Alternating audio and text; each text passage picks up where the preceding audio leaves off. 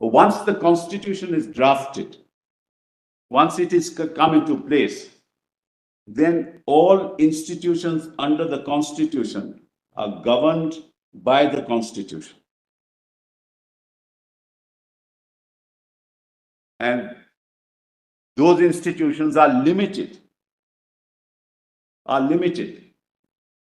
in the exercise of their powers, because they have to exercise their powers consistent with the provisions of the constitution. Parliament cannot convert itself into a constituent assembly.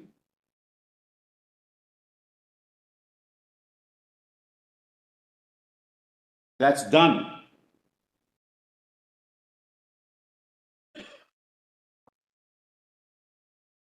Today, the Indian Parliament can't say by a resolution that we are the Constituent Assembly. As a matter of law, they can't say it. Because they are now cabined, cribbed, and confined by the provisions of the Constitution. They can't pass a law which is outside the list. They can pass a law under 254. If the state passes a law, it's repugnant. They must adhere to the basic features of the Constitution. They can't suspend, except in emergencies where external aggression, the fundamental rights of people.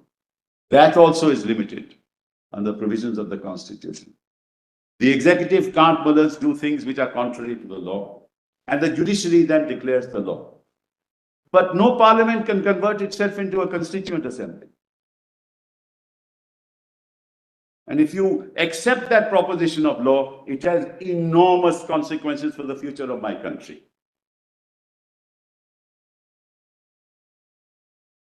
And that is one of the most salient and, according to me, the core issues to be decided in this case. Because Parliament said that we declare the legislature of the state of Jammu and Kashmir as the Constituent Assembly. Where does Parliament get that power? How does Parliament get that power? Under which provision of law? Not under 356.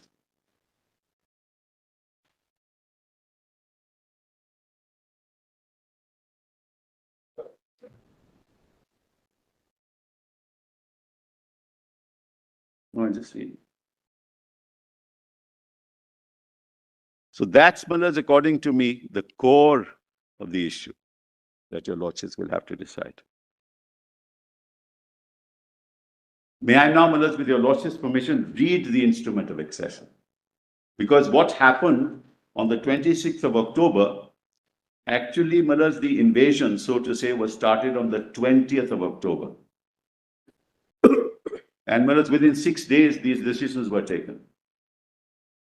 Because the invaders came, they were armed, they had guns, they would have run over the state. The ruler realized that he cannot secure the security of his own people.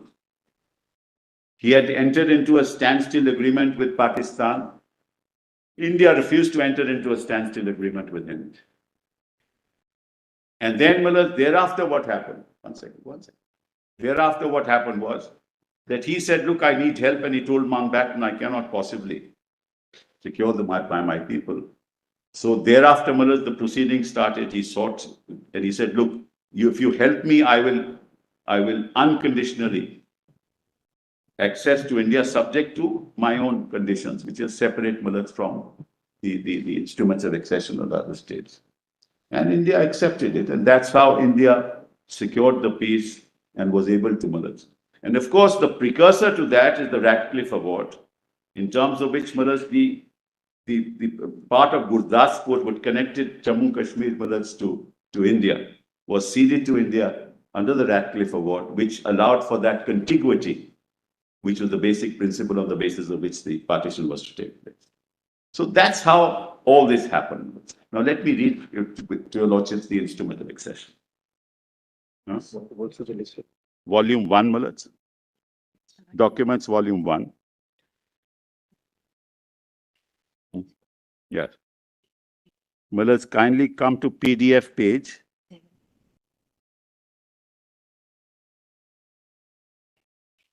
Yes. PDF page 7, offer of accession by Maharaja Hari Singh on 26th of October 1947. Okay.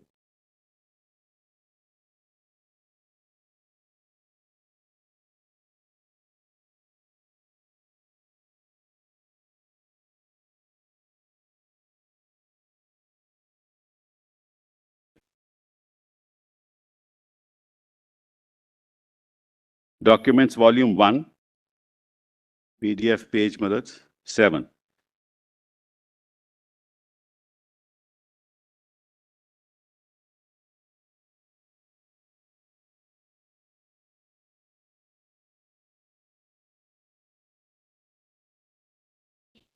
Yes, Malas. Volume 1, Malas. Page 7. PGF page is also 7. Written on the page.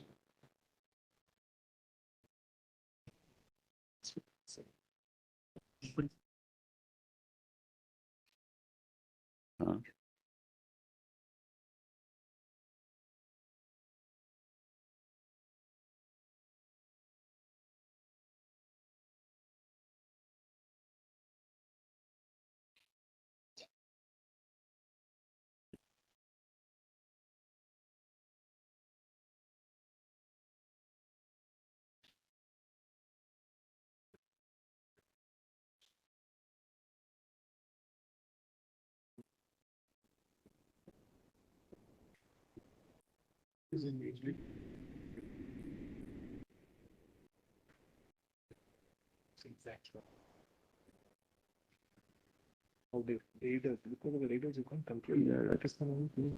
Right.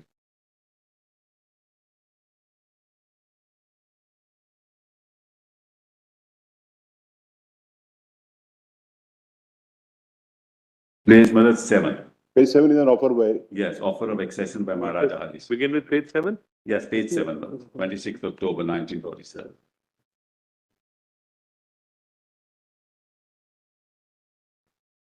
Mr. Sibal, you are referring documents volume 1. Yes, volume 1. Volume. Page 7.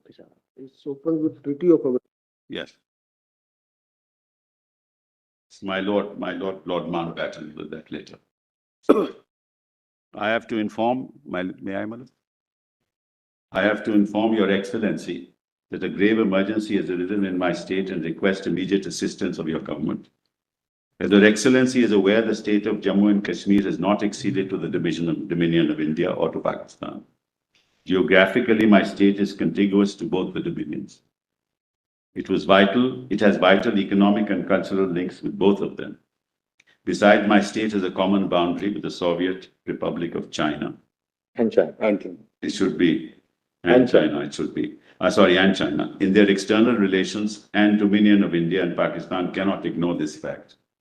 I wanted to take time to decide to which dominion I should accede. Basically, Maharaj, he wanted to be independent, quite frankly.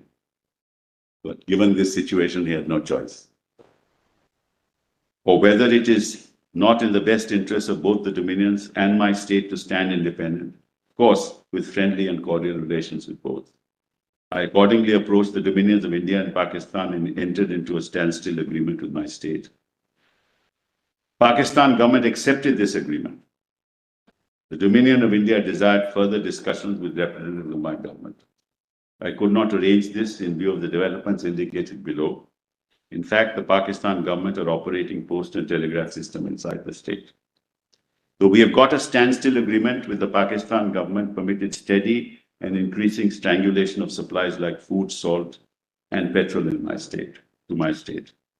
Afridis, soldiers in plain clothes, and desperados with modern weapons have been allowed to infiltrate into the state at first in Poonch and then in Sialkot. There was a Poonch revolt, models, and finally in Mas area adjoining Hazara district on the Ramkot side. The result has been that the limited number of troops at the disposal of the state had to be dispersed and thus had to face the enemy at the several points simultaneously. That it has become difficult to stop the wanton destruction of life and property and looting. The Mahara powerhouse, which supplies the electric current to the whole of Srinagar, has been burnt. The number of women who have been kidnapped and raped makes my heart bleed. The wild forces thus let loose on the state are marching on with the aim of capturing Srinagar, the summer capital of my government, as first step to overrunning the whole state. The mass infiltration tribesmen drawn from the distant areas of northwest frontier, coming regularly in motor trucks using Manshera-Muzaffarabad road and fully armed with up-to-date weapons cannot possibly be done without the knowing of the provincial government of the NWFP and the government of Pakistan.